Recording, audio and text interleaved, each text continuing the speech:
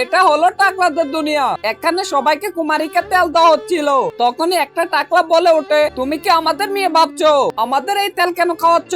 যাও বাদাম তেল নিয়ে আসো। তখন এই ছেলেটা বাদাম তেল নিয়ে আসে আর তখন তাদের দিয়ে যায়। তারপর তাদের একটা একটা করে চিরুনি দিয়ে যায়। একজন বলে, ভাই আমাদের তো চুলই নেই, তাইলে আমাদের চিরুনি কেন দিচ্ছে? তোমাদের মাথায় চুল নেই তো কি হয়েছে? পায়ে তো চুল আছে, সেখানে ব্যবহার করো। এবার তোমরা বুঝতে পারলে। এই কথাটা শুনে টাকলাগুলো অনেক খুশি হয়ে যায়। তারপর তাদের একটা করে শ্যাম্পু দেওয়া হয়, আবার তাদের এক বাটি করে মেহেন্দি দেওয়া হয়। তখন একটা টাকলা জিজ্ঞেস করে, এই মেহেন্দিটা কিসের? তখন ওই লোকটা বলে, এই মেহেন্দিটা কুকুরের চুল দিয়ে বানানো। তোমরা এটা খেলে তোমাদের ওইরকম চুল হবে।